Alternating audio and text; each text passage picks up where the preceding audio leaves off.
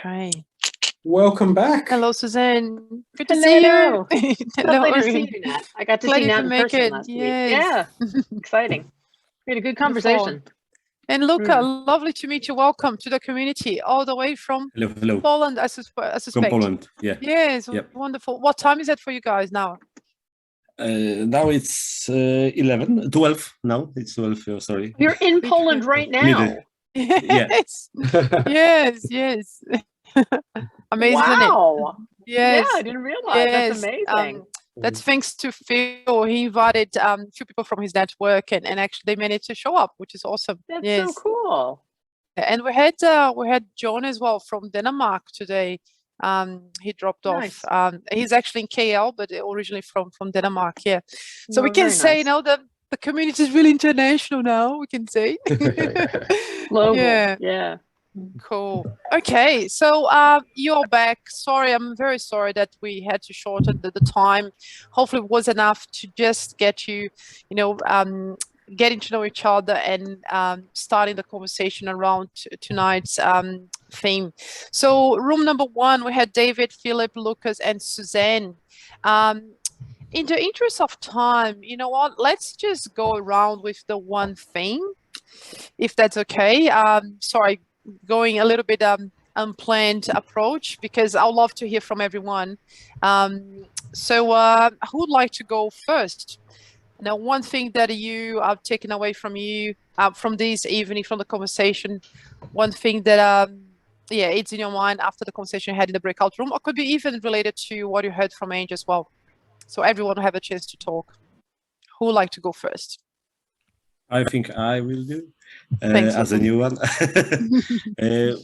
From my perspective, what I hear and what we agree, I hope that we all need a balance. We all need a balance between the work and life, I think. And because of that, but not all of us know the balance.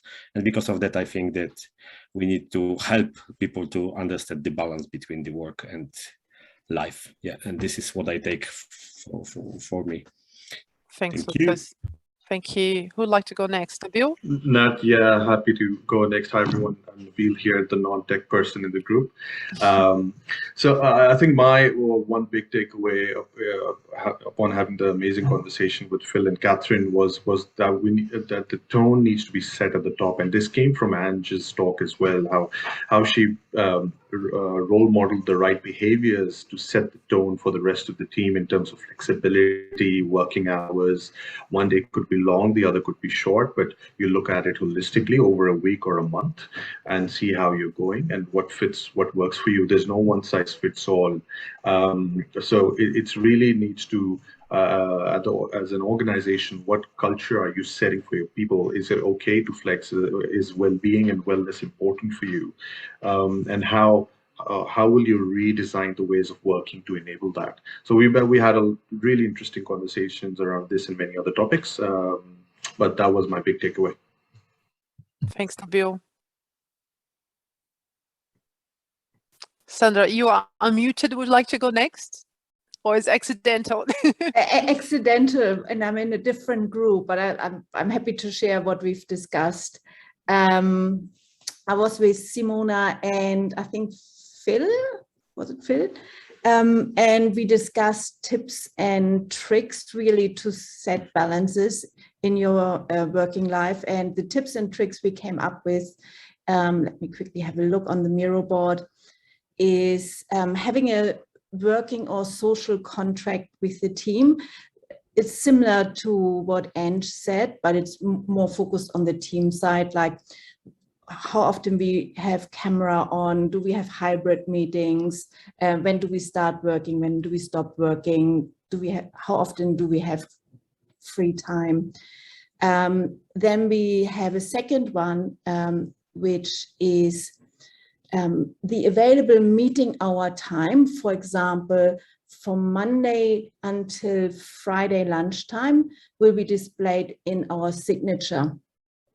And this would give us some time, for example, the Friday afternoon, where we don't have any meetings scheduled and where we can actually do some real work like no meetings, and making sure that the team knows that, for example, Friday afternoons are no meeting time. Then we had another suggestion or tip is knowing when to say no. Sometimes people want a meeting with you which is not urgent, which is not a priority, and making sure you set real boundaries with the team. And if it's not really an urgent case or it has a high priority, then say, thank you, maybe we can discuss this tomorrow. It's right now, I don't have time for it. And if you are going to meetings, always make sure there's an agenda in place. So if you've been scheduled to a meeting and there's nothing in the invite, just say, hey, I need an agenda, I need to prepare, otherwise I'm not going there. So it's kind of a summary on tips and hacks we discussed. Excellent. Thanks for sharing, Sandra. Awesome. Who would like to go next? Don't speak all at once, please. Have I'll 8 minutes to go. Catherine, thank you. Yeah, just to follow up on Adil and Phil and I, our chat, which Nabil said was really interesting, and that notion of how that leaders have to lead around this. And for me, I sort of really took away from it about like it's about it's a reality check on the boundaries of your system, and you need to develop the tools if you don't have them as a leader to understand that. And we talked a bit about flow, and WIP limits, work in progress, understanding those things to get the information you need to make the decisions around the real capacity that you've got to do work, so that you're not actually creating that environment for burnout. And it's, for me, it's keeping it real, like it is real. So, and going back to what Andrew's saying, which is fascinating, about you have to develop that wellness coach capability as a leader as well. That really hit home to me today. So thanks. Good session. Thanks, Catherine. Thanks for being here. Simona, it's been a long time. I haven't seen your lovely face. So please, would you like to go next? One thing that you're taking away. Definitely. Thanks so much for always reaching out to me, Natalie. This time around, I think I reflected quite a lot on what Andrew was saying as well, as part of her boundary work and some of the work that she'd done when she didn't really ask for permission to do things. And I what I was saying to the group that I was with, which was with Sandra and Rob, in some cases being at that head of role, it seems like everybody wants a piece of you all the time. And you could be, if you said yes to everything, you could be completely stretched thin, and it would be impossible to be able to be everywhere at once. We kind of reflected on sort of the reasons why people sometimes ask, and it's not always because you're going to add value. And then as a leader, you've got to make a choice and a decision on how you respond to that. And it's okay to say no. It's okay to say to people, like, let's talk about this next week.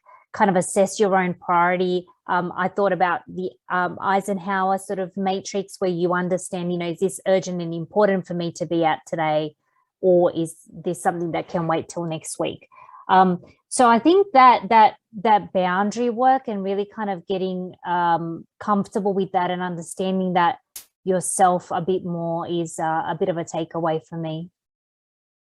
Thank you. Thanks, Simona. Rob. Yeah, so I think Sandra and Simona have definitely covered most of it. It's for me, it's one thing is obviously setting the boundaries and sticking to them, but the other, and Simona touched on this, is empowering the team to ensure that they feel as though they can make the decisions, and therefore you can actually, you don't have to be everywhere. I think that's extremely important. By sticking my hand up too, I've got this is one area that I need to improve upon. In every one of my roles, I have always challenged my boundaries. I set them and then something happens. So I think it's an area that we have to keep going back to and just being conscious of. Thanks, Rob, for sharing so openly as well. David, last not least. For that. I guess mine was just a self journey, I'll tell you the story that I told my group. We we've just built a Y-Park, which is a youth recovery and prevention centre for mentally unwell, mentally ill youth. And one of the challenges we had is our first 24/7 site. So it's like a little hospital, 20 people can stay there. We have nurses, doctors, all that sit in that site. So I gave my team a task to say, give me, how are we going to do our IT support? And they all put their hand up because we work in a field where we're so passionate, said, we will look after support 24/7. Now, me as a leader, I had to say, we can't do that, right? I cannot let you, work 24/7. So, I took that opportunity to say, well, actually, we're going to find a partner that can actually help augment us. And when you're working in this field where you're so passionate and your team is so passionate and everyone in the industry is so passionate, it's really hard to find that norm of what, that boundary time is between what is working too much and what is sort of expected. So, mine's a self journey for me. It's about finding that norm and finding that norm for my team and supporting my team in that norm. Thanks, David. Thanks so much, everyone. I think that was everyone, I guess. Okay, so just give me a sec. So we done that, and yep, just in time. So a couple of minutes left. So thanks again for your precious time, everyone that could make it. And if you could take a couple of minutes, the link should be on the chats just now. Thanks, Michael, to share your thoughts on what do you think we could do better next time. So it's only 4 questions, really. The feedback survey we really appreciate.